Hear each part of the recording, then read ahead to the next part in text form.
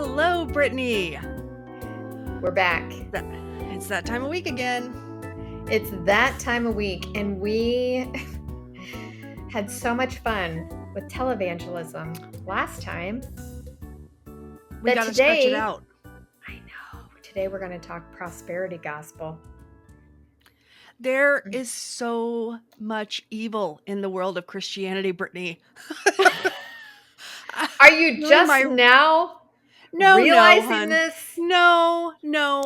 But doing my research this week, my stomach just turned flips. It's terrible. It's so disgusting. I mean, I just feel soiled down deep after having read and watched so much on these prosperity gospel creatures. Well, if that wasn't a Freudian slip, I don't know what was. Preachers is what I meant to say, but they don't preach anything that I believe in. So no, they're real creepy. So they are. They are. Awful. It's awful. Are creatures. Oh, yikes. God. So I guess I'll start out. Prosperity gospel, from what I found, really started with Kenneth Hagin. Did you find his name and stuff? Yes. Yep. Yeah. Way back. Yeah. Way back when. And he was a name it and claim it pastor. Name it and claim it. Right? And his favorite scripture was Mark 11:23-24, that it truly, I say unto you, that if you say to this mountain, be taken up and thrown into the sea, and if you do not doubt in your heart, but believe it, it'll happen. So I was like, man, that is so similar to the law of attraction, which they are constantly talking down upon, like this new agey stuff, right? Right. But that's it. You just believe it. You make a vision board and the universe makes it happen for you. You manifest that shit. You just manifest it.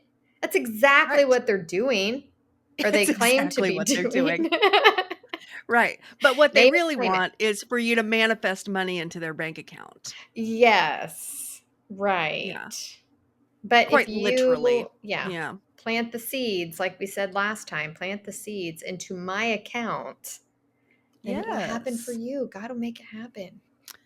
Into my tax-exempt religious religious organization account. Then I can build my mansions and have my jets and have all my plastic surgeries.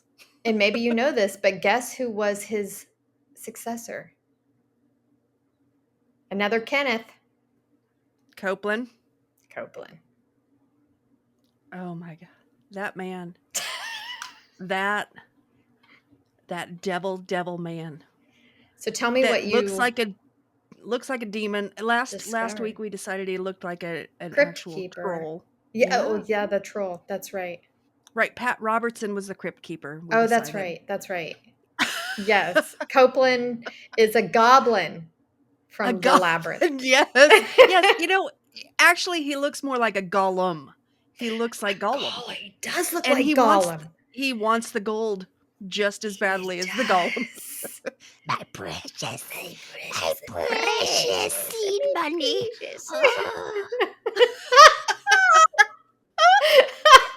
Praise be to God. Oh, precious.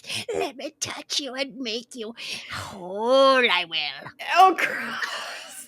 I think that was maybe Yoda. It turned into Yoda there at the end a little bit. I did. At the very end there. Yeah, I did. Okay. Oh, God. Yeah, so what did you discover about Kenneth Copeland? Oh, Lord. Tell me about Mr. Copeland. Well, he's pretty mighty disgusting. So Kenneth Copeland is the richest pastor in the world. Is he really? Currently. Yeah. So there's some discrepancies between different websites. Some of them say he has a net worth of only like 300 million, but I think that's just talking about his ministry itself. Outside of his ministry, he has his paws, his greedy little dirty little paws, and lots of other things. And he's got a net worth of up to $780 million. Holy $780 million. dollars. Correct. Right. Correct. So, and there's really not any scandal about him, is there? I mean, apart from we all know that there's some shady shit going on with his finances, but there's not been like affairs and arrests and all that kind of stuff, is there? No. Well, I mean, he's on his third marriage, but he married young and divorced young. Yeah. And then his second wife, that was another quick one. He was still rather young. But then he's been married to, is it Gloria or something like that? Gloria Copeland. Yeah, for quite some time now. And he was married to Gloria when he started his ministry, you see. I do see. So he was in his early 30s before he ever went to Bible college. Oh, wow. And so he went to Oral Roberts University. Not surprising. And because he was one of the oldest people at the university at the time, and this was back in the 50s or something, Oral Roberts himself took notice and kind of struck up conversation with them.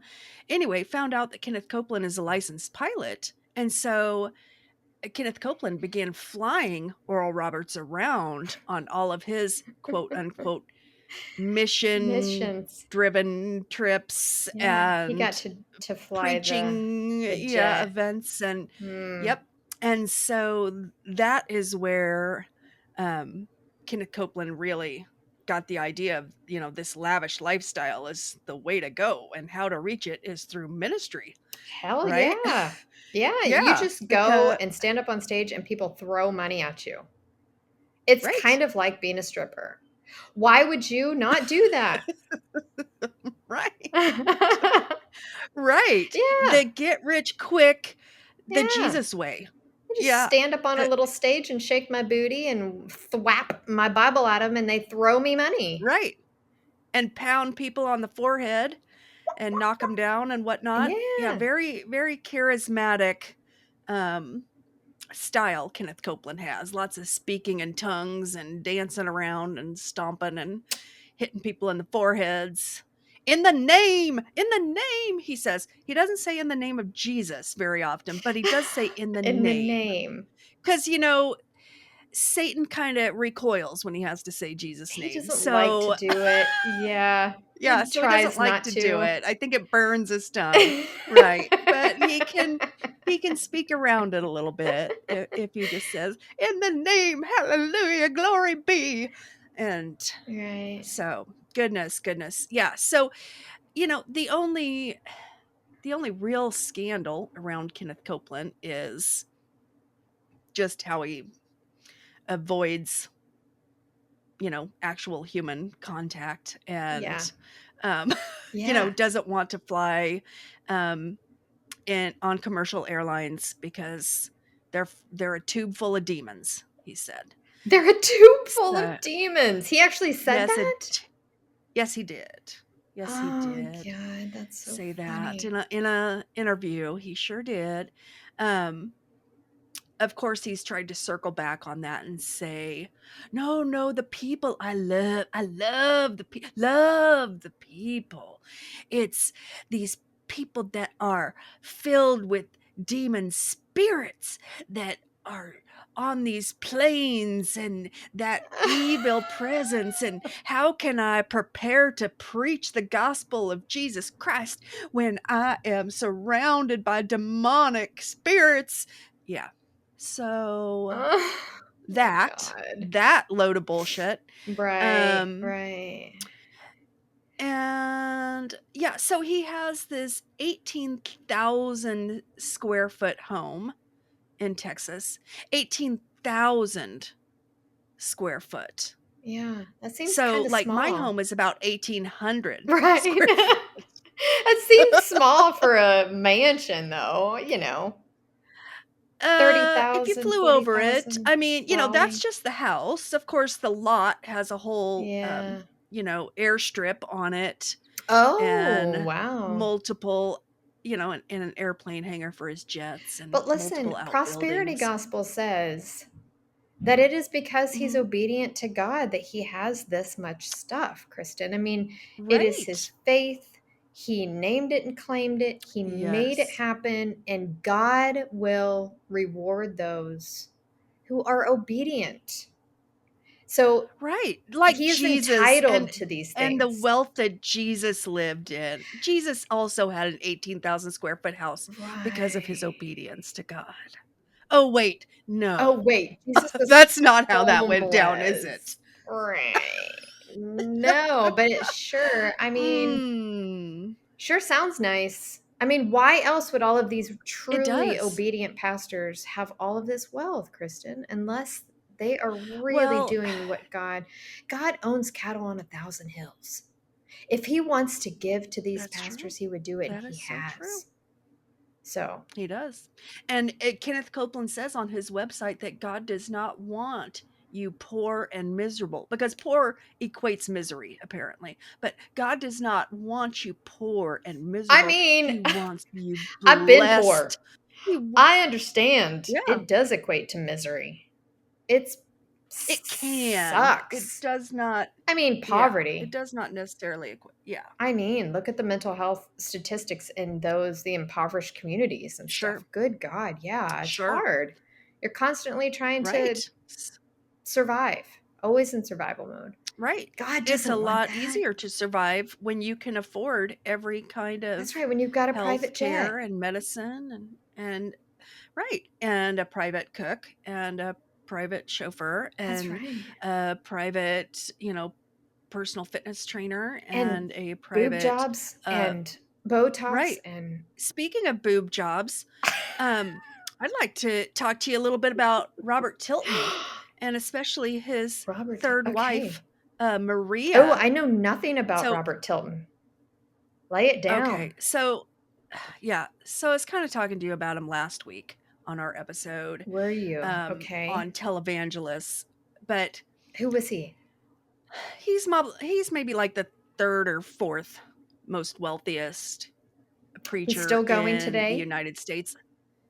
He's still going today. Now, there was a huge scandal about him in the early 90s where was he the faith healer? No, he was the one who they found out all of the prayer request letters that included money, like cash and checks in them, were going straight to the bank and opened by, his little elves that were at the bank. His little worker elves, and opened the checks, opened the envelopes, took out the checks or the cash, and then tossed the letters the of prayer unread prayer requests in the trash. in the trash. Yes. Oh, you mean they weren't praying for these people? Is that what you're saying? Is that the accusation? You know what? Maybe when the bags of mail came in, they just said a quick bless you, Father, on the huge satchel of mail before they dumped it out on the table and started ripping it open. In all fairness, Kristen, maybe the Holy Spirit knows what's in those letters, right? He does. He knows that when you put that check, you put that seed into the envelope, that is when the Holy Spirit sees that seeds on your behalf before the throne of God. So why would these worker elves need to? The Spirit sees what you do in private. That's right. Right. And he answers those private groanings, right? Yeah. So why would they need to pray throw them in the trash. Over those, actually? Yeah. Aunt Bertha with her cancer and her bunions, and God's already heard that. Right. So, after that all went down, in the early 90s, it was 1991, I think. Then he kind of uprooted and left Texas, where he was preaching, Robert Tilton, and he moved to Miami area. Smart. And yeah. Right. Where there's another big pocket of money and a bunch of I won't say it. Floridians. Floridians, whatever. Floridians. Yes. And then he started his new version of preaching the gospel called Success in Life. His new show called Success in Life. Yeah. So okay, what's that about?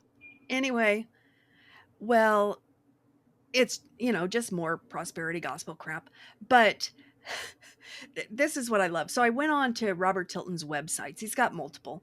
He's got his Success in Life website. He's got his Robert Tilton Ministries website. And then he's got roberttiltontoday.com. That is kind of like a bunch of like small blog posts. Anyway, the Robert Tilton website, I wish I could show this to you. It's just roberttilton.com. But on the front homepage, okay, there are 7 buttons that you can push, all to donate to one thing or another. Okay.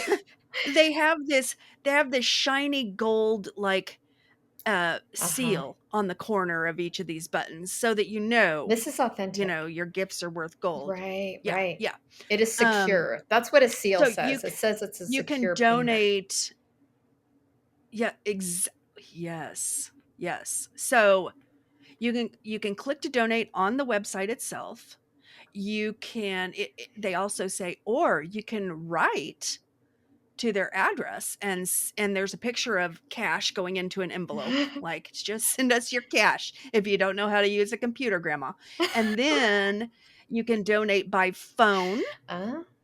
You can donate with Cash App. There's QR code for that. Ooh. You can donate with the QR code for PayPal as well. All there on just the homepage of roberttilton.com. Just in case you need to know where to send the seed. Yeah, and you can subscribe to all of his clubs and newsletters and networks and whatnot. So that's handy. Thanks, Rob. Or he goes by Bob. Of course he does. Thank you, Bob. But what I wanted to tell you, talking about boob jobs earlier, what reminded me of Robert Tilton is this blog post he had put on roberttiltontoday.com.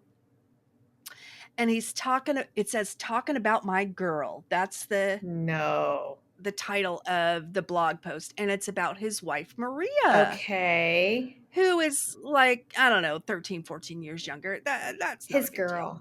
But his girl, talking about his girl, his third wife, Maria. And he has a picture of her, and she is dressed to the nines, of course, in a very designer outfit with jewelry. And then she's actually got this Gucci bag that I used Google goggles to zoom in on search. And it's like a $700 Gucci bag. She's got slung over one arm. That's and nothing. She's got these and these designer sunglasses and these leather boots, like with the super sharp pointed toes, that can like kick a hole through someone, and stiletto heels. So she's just off on her daily. She's going to the grocery store ministry. Yeah. So this is what he has to say about his girl. And Maria. You know how much women love to be called girl. We love that. Yes. Talking about my girl. Don't we love That's that right. when you refer to us in very not my young, not childish terms, my love or my bride, my even girl. I'm talking about my girl, because I own her. She's my little property, and obviously she doesn't have the same status I do, so she's my girl.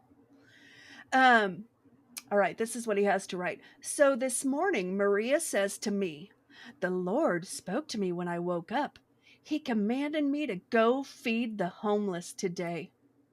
I said, okay. And she said, let's go to McDonald's and buy 20 cheeseburgers and fries. Okay, says Bob.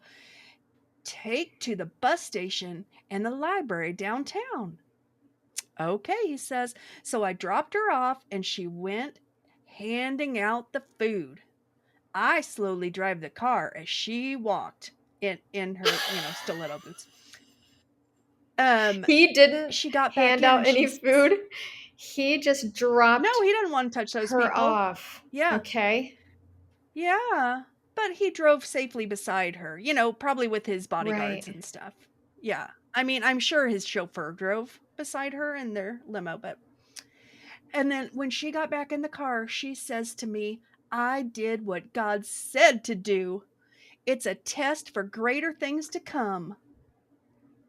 Gross. So then Bob says, are you listening? You give it and it will be given back.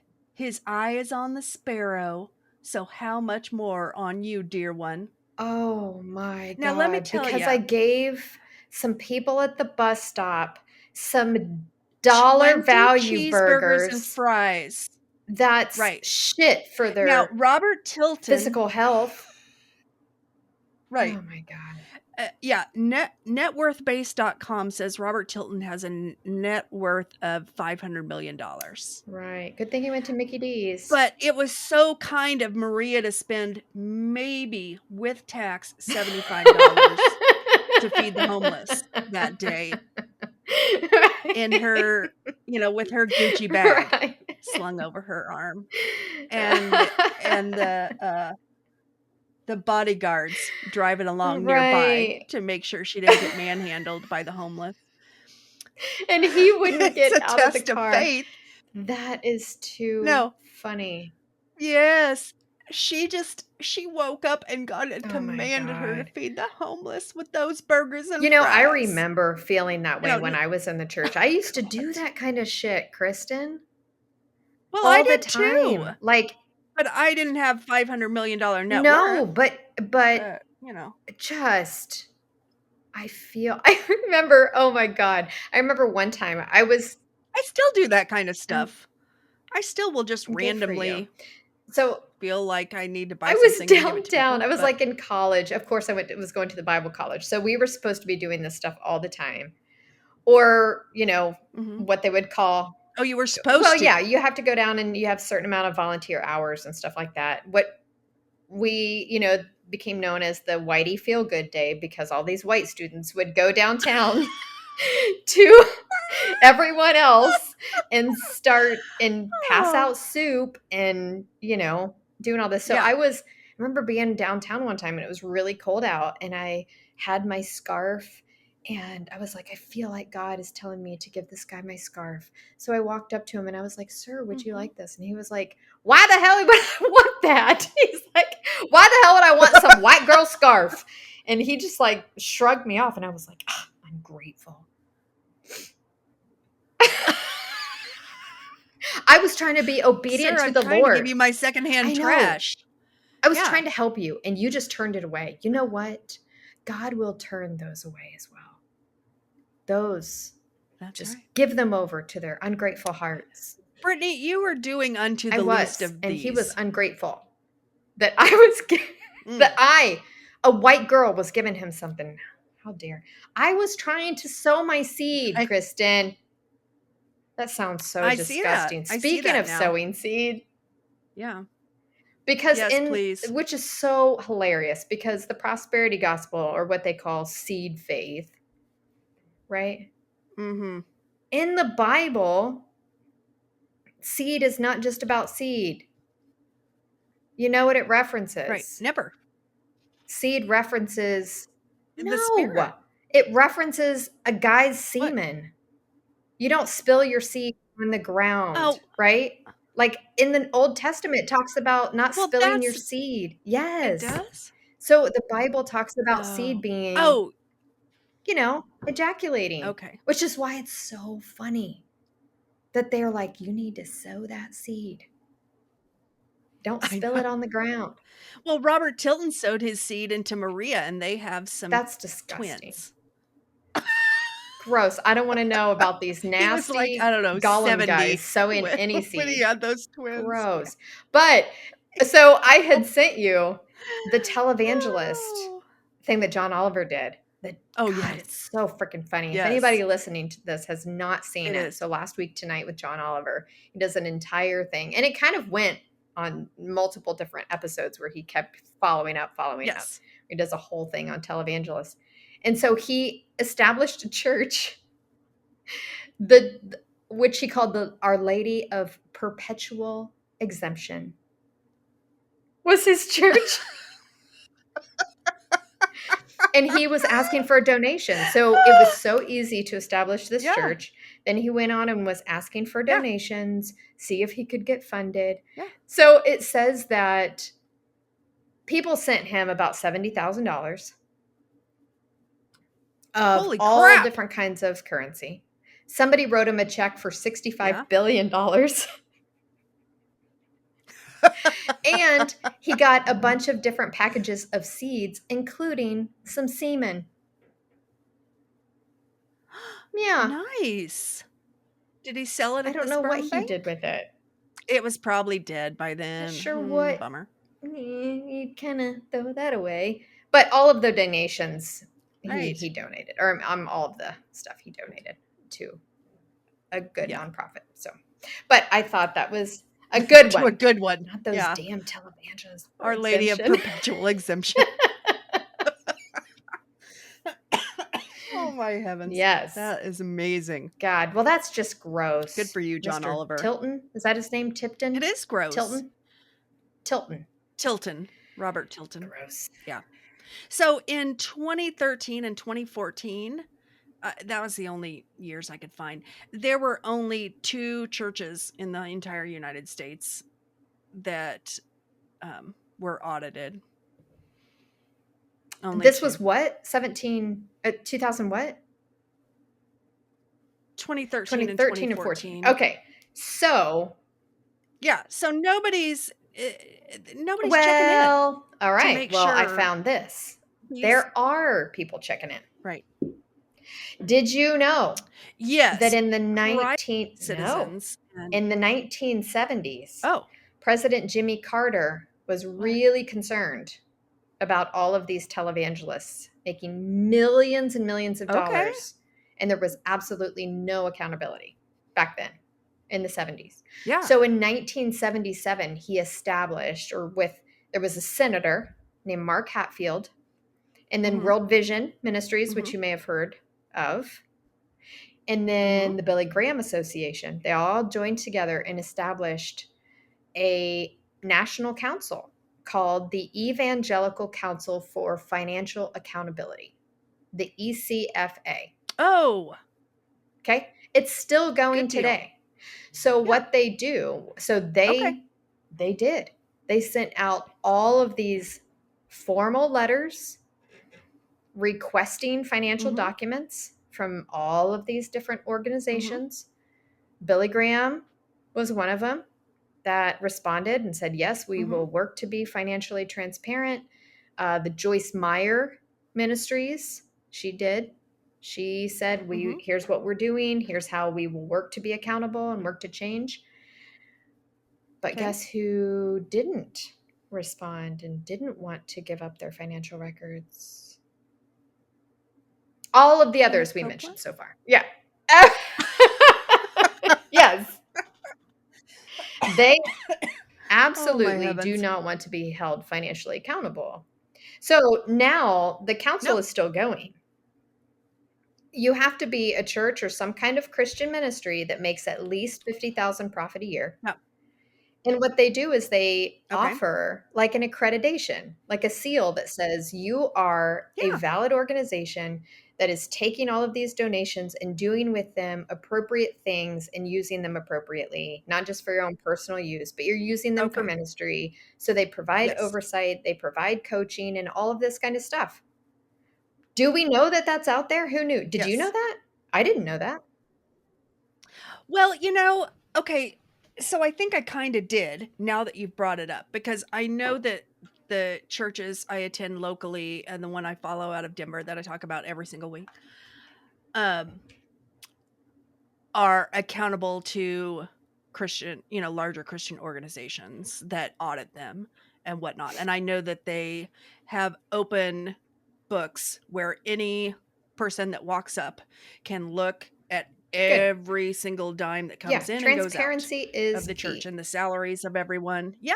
Absolutely. Yes, so absolutely. You can go on the ECFA's website and see if your church or organization is a member and check to see if they're being held accountable. If not, then you can say, why the hell not? I want to. Why are you not a part of this?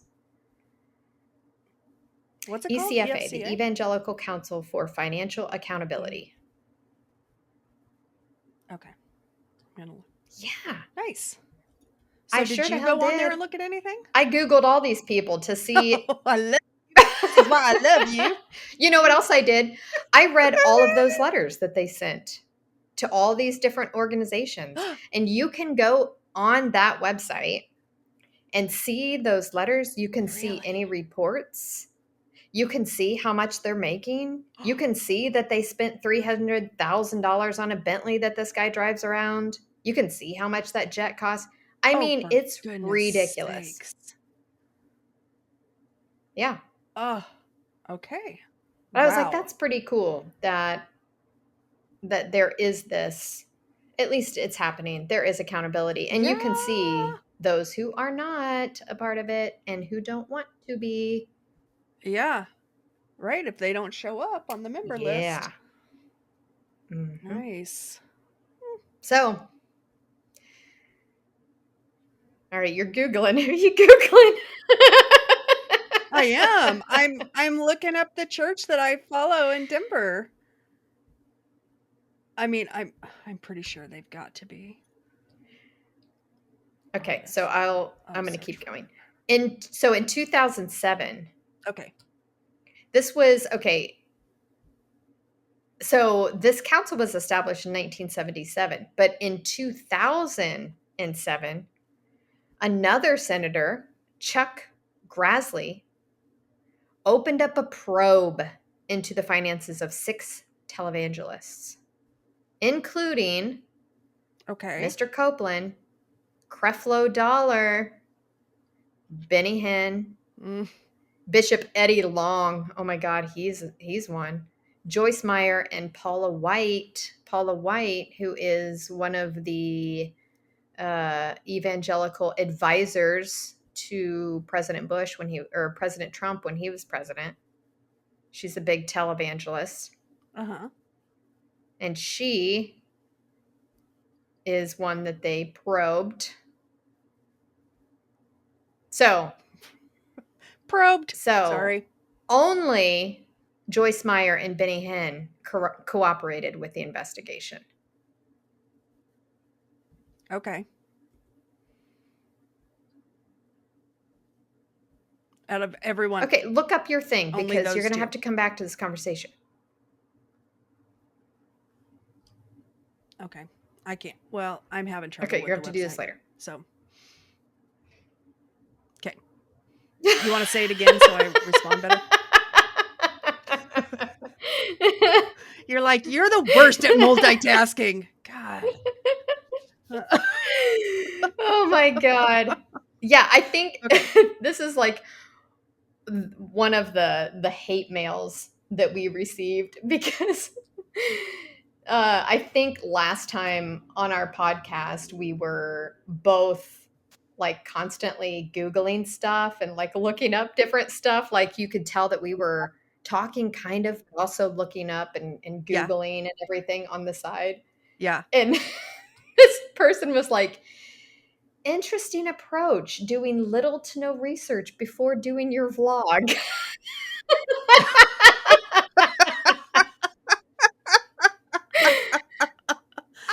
So that's true. And but also a little unfair because yeah, you do. I do a ton of research, but I never know what you're going to ask. And so you were bringing up all these names that I was like, I I don't know. I'll Google on the site. Yeah, we just kind of went off last time. That's fair. But we do tons of research beforehand. Yeah. But I thought that was really funny. Yes, tons. I have pages and pages and pages and pages of research. To a podcast. Yeah, I spend hours and hours and hours researching. Far more than I should, given that I'm in graduate school and probably this is fun. This is fun to research. It's so great. Okay, it is. Here's fun. What I wanted to tell you. So the council was established in 1977. Okay, please. But in 2007, Senator Chuck Grassley opened up a probe into 6 televangelist ministries. So he was asking for the financials, transparency. Let's look to see if you're using these donations fairly. So into Mr. Copeland, Creflo Dollar, who we mentioned last time, Benny Hinn, who was the faith healer that we couldn't remember last time, Bishop Eddie Long, who was hilarious. That's one. Joyce Meyer Ministries and Paula White Ministries. Now, if you don't know Paula White, I had not heard her. Right. Paula White was an evangelical, what do they call it? Like somebody who... Speaker. She's an advisor. An evangelical advisor to President Trump. Oh. Okay. Which makes a lot of sense. All right. Given that she's a millionaire. Okay. So only 2 of them responded, Joyce Meyer and Benny Hinn. So, yeah. Okay. And they were willing to come in, look at all of our stuff. We'll make changes. We'll make, but the others did not. Kind of surprised about Benny Hinn, but good to know. Yeah, right. Yeah. So good for him. What else you got? Okay.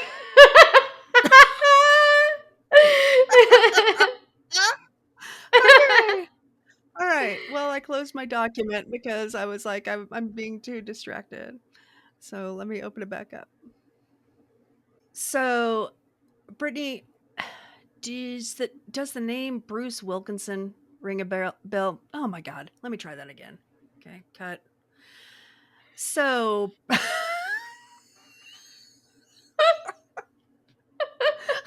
I'm a fucking mess. All right.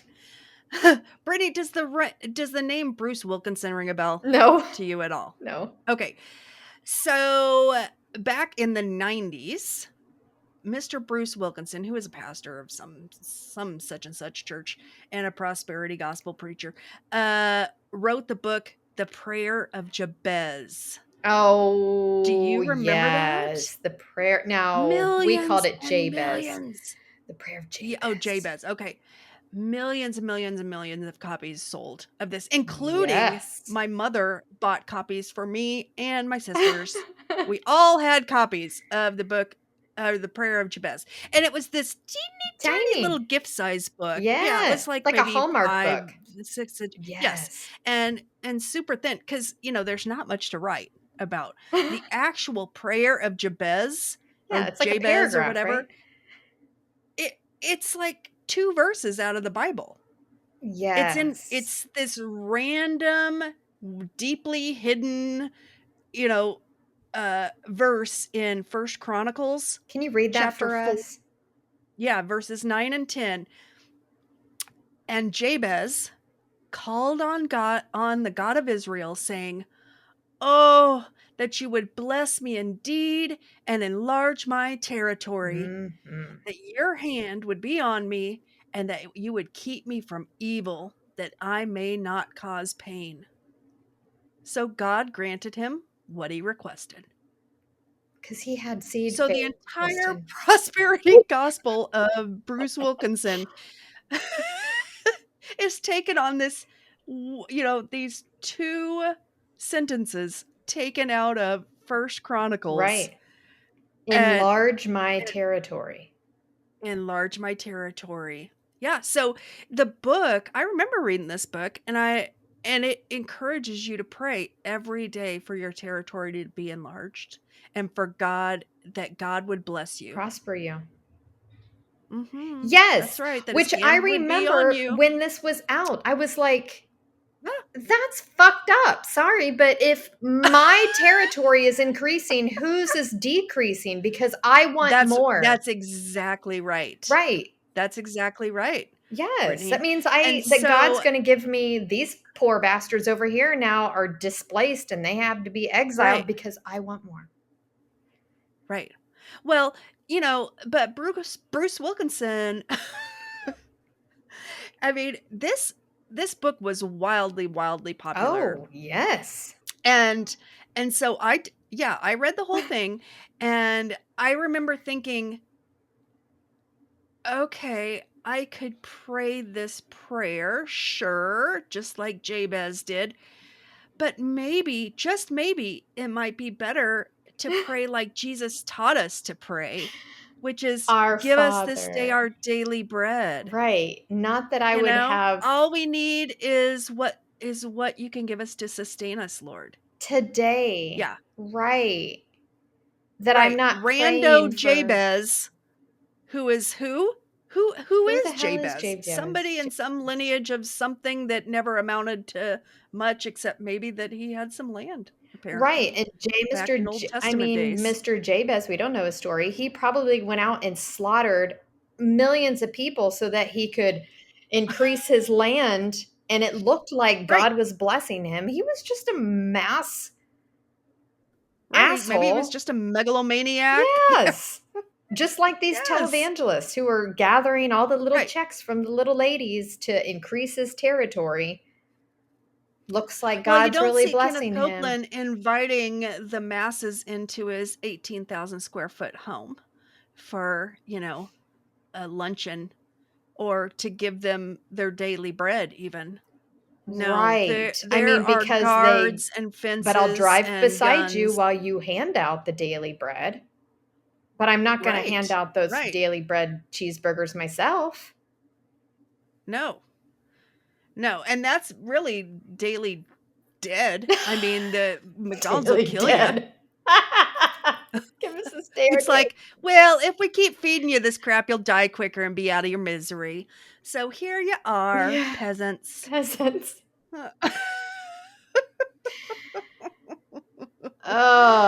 I was, even though I was doing all of this shit and like handing stuff out and giving things to people and, making, let's be honest, it didn't even feel good to me. I hated doing it. I hated it. Oh, really? Oh.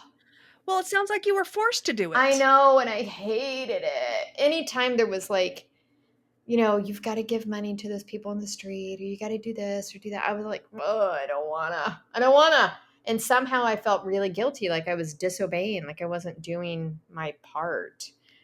But so there was that. The Bible talks about it's better to have a glad heart, to give out of a glad heart, than to give out of obedience. I know, but I did give with a glad heart. Didn't wanna. So if you're not having a glad heart, then why bother? Wait until, So I don't give because anybody tells me to. Ever. I'm not going to be guilted into, giving. However, there are lots of times when I'm just like, I feel like maybe this person could benefit. And then I'm like, hey, do you want this or whatever? Do you want my stuff? No, I'm kidding. Here's a cheeseburger. I mean, so here's an example. I give in different ways, but if there's somebody standing on the side of the road, I usually don't do that. I'm not that. No, I usually don't to like beggars with signs. Mm-mm. No, because I saw like an expose quite a while back about how much money those people. We had one that lived with us for several years. Right. He lived with us for quite a while, and he stood out on the side of the road with a cardboard sign and was like, I don't have to do anything. I mean, and he was perfectly capable of working. He just didn't want to. Sure. Right. Well, especially those people that drag their dog or their babies out there with them in the elements, when it's hot or cold. Oh, it's just disgusting. Oh, I have so many stories. We had, okay, you might have heard, this is like a little tangent, but I'm going to tell it anyway. There was this guy who was pulling like something that you, like a wagon that you would hook onto the back of a car. He was pulling that across the country. It was loaded down with stuff. Loaded with bins and all kinds of stuff. He had this little thing he strapped around him. Like his belongings? Or I mean, yes, I guess. Just shit he collected along the way? Girl, let me tell you. So this guy was walking through Kansas, apparently. We knew he was going to be coming through. So we were like, oh, it's a church thing. We'll like have him come and we'll help him out and whatever. He had a dog that was traveling with him that died. So we helped this guy. We're like, oh, do you need a shower? Get cleaned up. We'll unpack all of your stuff and clean it up for you. They found rats and snakes and all kinds of shit in this guy's stuff. Moldy, disgusting. And they were like, oh, he's lonely. We should go to the pound and get him a dog. They got him. The church got this guy a dog to now take with him. Guess how long that dog lasted? A week. Probably about 5 days. Yeah, a week. Because it got hit on the side. This guy's pulling a cart down the side of the road with a dog that he can't feed. I mean, I was so pissed off. I was like, don't get him a dog. He's not responsible enough he can't even take care of himself if he needs us to take care of him. Why is he? That dog had a happier life in the pound. Ugh. Anywho. And that's saying a lot because I foster dogs from the pound. Yeah. Because I can't stand that they have to stay in the pound and wait to be adopted. Awful. I will foster them until they can find a permanent home.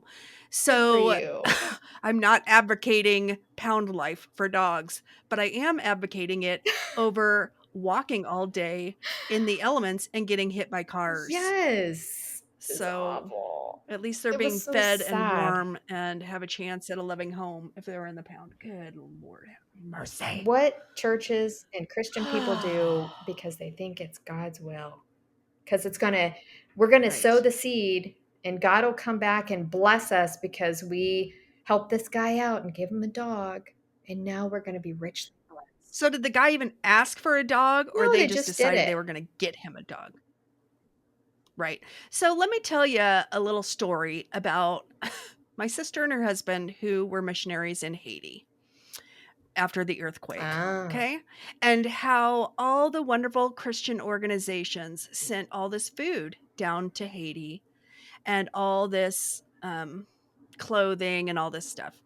So I went to visit them in Haiti and I'm like, what's all this? What are all these things on the side of the road? It was little individual markets and carts set up by people that walked to the shipyard. And as they were unloading all the crap that Americans had sent them, like clothing and stuff they didn't need, half-used deodorant and shit like that, they would just gather handfuls and then they would drag it to the roadside and sell it.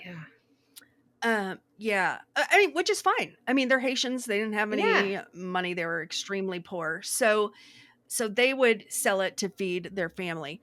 The food that came in, there was so much pasta that came to Haiti. I mean, you're laughing, but this is actually kind of sad. So, United States people sent so much pasta, they had never used at all before in Haiti. They don't need it. They're not Italian. They live in the freaking Caribbean, and it's like 107 degrees there year round. They don't eat pasta. But here's free food, so they learned to eat it. They started making it breakfast, lunch, and dinner. Breakfast, lunch, and dinner. They would eat pasta. And when I visited, that's what they served us. There was spaghetti with every single meal. And it had so drastically changed the diet of most Haitians that it affected their health. Yes, they're not used to that. And all the a carbs. lot of them had like huge distended Yes. bellies, not from From hunger, gluten. but from the gluten Yes. that their bodies weren't used to, and they didn't know how to Right. process. And it was like literally the spaghetti was killing them. And this is what happens when people donate shit without asking, hey, what do you want? Right. What's What going to is be it you could really helpful? need? Yeah. There's Yes, what's going to be helpful There's an for amazing us? book called Toxic Charity that's all about that. Yes. It's so toxic. Yes, thank you. Yeah. We think it's Yeah. helping, but you're not really asking the questions. It's just going to make you feel good to give it. Right. Whitey feel good day. Yes. Oh, good. Well, I'm going to take all this pasta because it's cheap for me to buy, and I can ship it to Haiti and kill all the fucking Haitians that haven't already suffered enough from the earthquake and poverty and having to give their babies to orphanages just so that their children can eat. Yeah. Thank you, America. Right. Now go fuck right off and maybe, find out what these people really Seriously. I was need. there right after the earthquake also. It was just awful. Oh, yeah? Yeah. Ugh. It was super awful. I mean, I fell in love with the people, but the awfulness was what I saw Christians doing. Yeah. Mm-hmm. It was really gross. Yes. So, now my sister and her husband had only like goodness and good intentions in their heart. They went there to run orphanages, and they interacted with the kids and loved on them and gave fully of themselves to the orphanages. However, the ministry that they worked with, because it's not really safe for white Americans to be there, dangers. Because the poverty is so bad, they will get, mugged or even killed. Not always, but sometimes. Yeah. Potentially. Right. No, not always, goodness sakes. But, it's clear that these were white, much wealthier American people, right? So they stayed in this compound. And when I say compound, I mean 12-foot tall cinder block walls with razor wire on top, and guards with machine guns at the entrances and around the perimeter. The place we stayed was like that as well. Which is and we had to have an armed guard travel with us anytime we went outside the compound. We didn't. We didn't have to have armed guards, but so it was. It was. My favorite part of it really was we had taken some, because we could access medications, and I just went with a group of nurses. I'm not a nurse, but I went and kind of was organizing their trip essentially, so they wouldn't have to think about anything. I was just kind of managing it, and took tons of medications and stuff into the country. But then these nurses we gave all the medications, and all the nurses just gave to the Haitian nurses there. So the nurses and the doctors who were there, we just gave it to them, and and we just traveled with them into these villages, and they were doing really the work. It was like, we're just here providing whatever you need, and we'll support you or whatever. But that's what I was like, that's right. That is, and that's beautiful. I think so. It seemed like that was more helpful. Ministry. Absolutely. Yeah. Seemed like it was. Yes. Well, and when you go in to help them, teach them skills and to bring them tools, and so that they can then learn how to do those things themselves, or increase their station by learning new with no strings attached skills, so that they're employable and whatnot. Yeah, good. Well, I don't know how we got there. But do you want to hear a great story about prosperity gospel that I experienced? I was in college, of course, and again at a Bible college. But we had gone. It was me and a couple friends. We had gone to a church. I don't know how we found this church, but it was like a little church down in Kentucky, and the pastor was yelling, stomping around, all prosperity gospel, and pointed us out. Like, we were visitors, but pointed us out. You college kids, this is what you need to do. You need to start it early. You need to plant your seed here into this church, so that you can prosper and all of your goals will happen and dreams will come true and blah, blah, blah. And then they gave us these little cards that we were supposed to fill out that told us what we were asking for from the Lord, like how much we were willing to give monthly to that to that church, and all this kind of stuff. Yes. And I think I wrote on the card, like, nothing, you get nothing, or like something snarky, like, this is bullshit or something. I wrote something really snarky. Yeah. And so the pastor called me that night. Oh my heavens. Because I'd written something on the card. I don't know why I gave him my phone number. This is bullshit. Call me if you want to talk. Oh my God. I freaking love you. I love you so much. So the pastor called me and he was like, how dare you, blah, blah, blah. Like, you don't understand scripture. You don't understand that God's going to give to us and blah, blah, blah. And I was like, I don't remember what I said, but I remember we had a long conversation and I was like giving it to him. I was like, it's not right. This is not God's love. It's not biblical. It's not the message of Jesus. This is not okay. You're trying to rip people off, and how you messaged it and the little cards afterwards, that's all just bullshit, man. And he was pissed. He started yelling and screaming on the phone and ended up hanging up on me.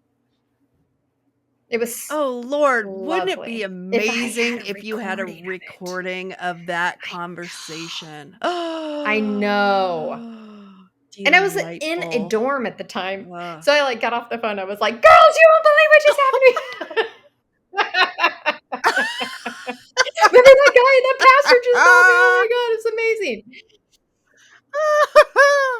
Oh, Brittany, I love you. It was great. Dang it, that would have been an amazing conversation to have ears on. Yeah, wow. Too bad. But I mean, so then like shortly after that is when I met my ex, who had been touring with Rich Mullins at the time, who we talked about before, and Rich being very anti-prosperity gospel.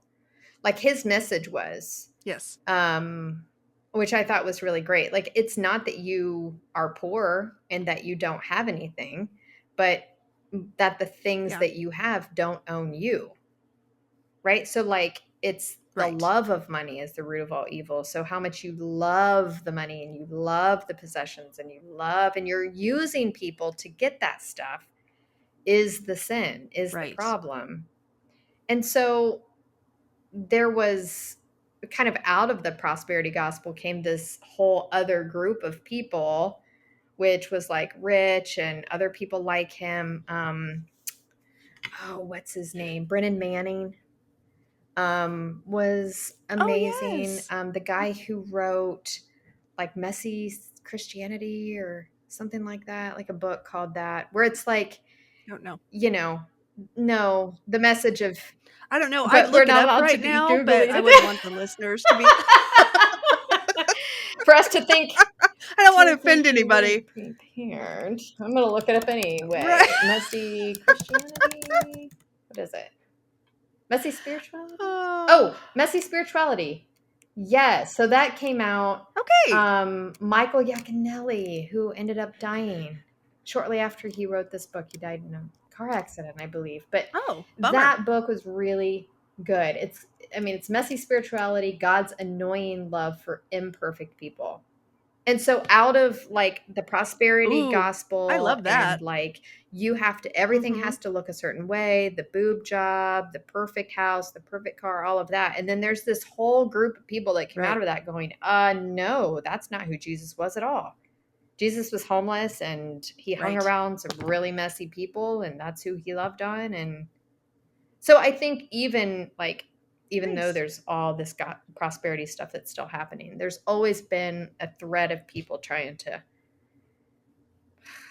just combat it. You know what this makes me think of, Brittany? It reminds me of when you and I first met early in our friendship, and we were both still married. And you were married to your little music pastor husband guy. And I was married to my douchebag troll husband. Yeah, guy. And both of them were complete narcissists in two totally different ways, right? Totally different ways. Yes. In two totally different ways. My husband was all about the golden veneer. He wanted people to think that he was perfection on the outside. The car. And to this day, he drives a Maserati, and he's not a millionaire. Oh, he's not a Hollywood A-lister, but he drives this Maserati around Wichita, Kansas, so that hopefully people will think that he's something, not surprising at all. and he'll get some admiration. Whereas your husband was all about going barefoot and only driving vehicles that were donated to you. Yes. And we were never allowed to buy went anything. To your house. We had mushrooms and slugs coming out of our bathroom floors. What? Right. I was going to say, I went to your house and good Lord. Okay, not gonna lie. When I pulled up the first time, I was like, "What in hillbilly hell?" Shit! It was hillbilly hell. It was total hillbilly hell. Everything was like scrapped together, and yeah. I mean, it was a disheveled, barely standing, like plywood patched something or another. And I was like, wow, okay. Ministers don't make much money. That wasn't it at all. That wasn't it at all.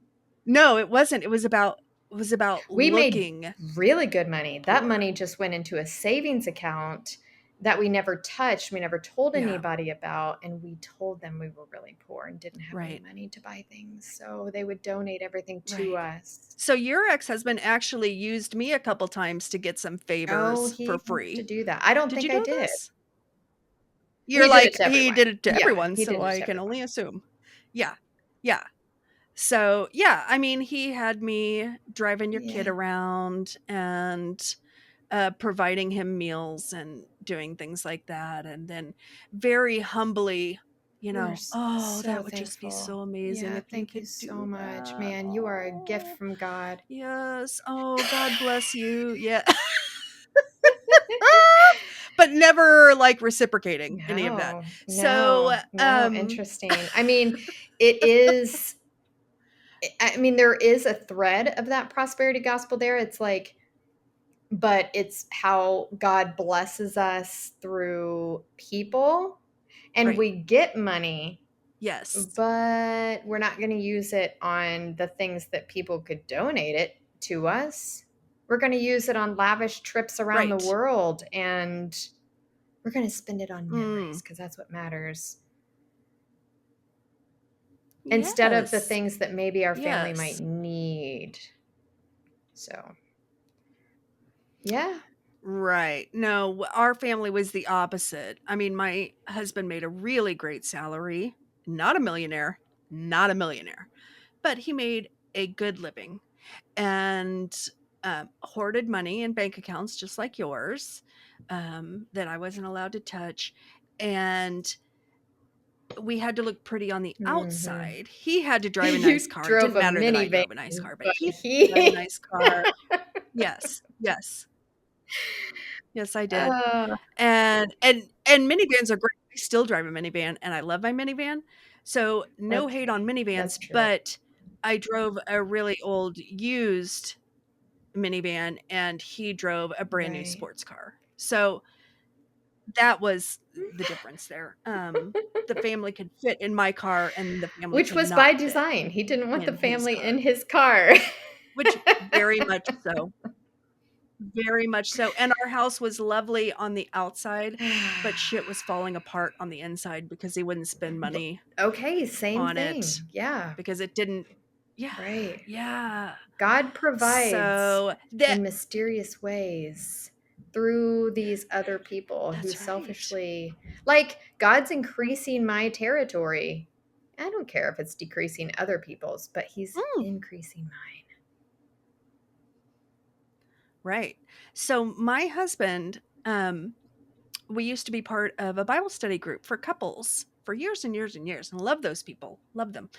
And one week we were studying the scripture about, the parable of the rich man who stored up all of his wealth. He did. In barns, right? And then God's like, "Oh, you foolish moron. Yes, tonight I'm you gonna lose everything. Yes. demand your life from you." Yeah. So, and my husband said, "Yeah, I don't believe this." And the the Bible study leader was like, what do you mean you don't believe it?" It was like, "Yeah, I don't believe this is true. I don't believe that it's not okay to store up your wealth and your possessions." And the Bible study leader is like, but it's Jesus said this. It's in red letters. And my husband's like, "Yeah, no, Jesus I don't buy that." What? No, Jesus was wrong. Right. Jesus surely couldn't have meant that I'm not allowed to amass my own really wealth. Uncomfortable, so I'm going to say it's not right. Not I like hoarding my money away and storing it up in barns. Yeah. No, I don't believe this. But Jesus said it. Yeah, no. Oh, God. Okay, well, Kristen, we need to move on a little bit. I want to tell you that, this was a fun discussion, first of all. Next week, we have a guest. Her name is Maggie. Who's Her name is Maggie, and she is with the Hello Deconstructionist podcast. Maggie will be joining us next week, and she's going to tell us about her podcast, and we are going to talk about religion. So it's going to be fun. She has deconstructed her faith, and we're going to have that conversation about what that's like for her. So that's really fun. I'm really excited to have her. Great. I'm going to have to do some research on her and her podcast. You might want to, Kristen, because you should do some research. Don't come so unprepared. I don't want to disappoint our listeners. Yeah. How dare you? That's right. Okay. Do you also want to hear something fun? So on our last, of course I do, YouTube video, we got some comments. Mm-hmm. We did. Oh, so I already read one to you that she said we had an interesting approach, that we weren't doing any research. But somebody else said, did Jesus wear pagan nose rings and use expletives? Like you and I? You with the nose ring and me with the expletives? I have a pagan nose ring, and I say fuck a lot. So is that Jesus? Yes. WWJD. Like Kristen. the pagans do. Yeah. What would Jesus do? I don't know. I don't think they had nose rings back nose then. Rings are in the Bible, but it was usually because some woman now became somebody else's property, so they stuck a ring in her nose. I ain't nobody's property. Right. I'll do it because I want to. But it is in the Bible. Well, good for you. I like your nose ring. Yeah. It no longer means I'm somebody's property anymore. So I have tattoos. Yeah. Jesus also did not have a podcast. So that's just number one.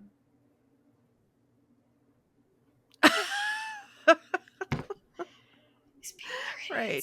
All right. This person asked about Billy Graham. And I think he has some skeletons in his closet, they said. But I don't know about that. Do you? Did you find any skeletons? I didn't research Billy Graham because he's not really a televangelist. He is like, he would hold, like, revival events that were televised. I think for the most part, he's not really a televangelist. Like, he was also human, but he wasn't. Oh, sure he did. Oh my there goodness. wasn't all the scandal and all that kind of stuff with him. I think for the most part, he did pretty well. No, it was really, for Billy Graham, it was really about helping other people. It was never about building himself up. That just, him becoming so famous was just the result of him becoming widely popular with people. So I don't think that's what he set out to do. We had some people who weren't too impressed. This lady that we left out Billy Graham. We weren't researching. We were cussing. I had a nose ring. This person said, I couldn't even remember Benny Hinn's name. Oh, I mean, God, heaven forbid that you should have a memory lapse for, that you're not just an what the hell are we doing, Kristen? A walking encyclopedia. I know. You know what? My bra strap is showing. Oh, is that a bra? In a sports bra. Yeah. No, it's like a bralette. Center. It's not an actual sports bra, but it's a bralette. I know. I'm trying to woo the gentlemen, the gentleman watchers with my way with my over sexy sexualized right cotton, now. I'm not comfortable with it. I got my shoulder showing. And, but, sex pot. So okay, so that's it. Next week we're gonna be speaking to Maggie, and it's gonna be great.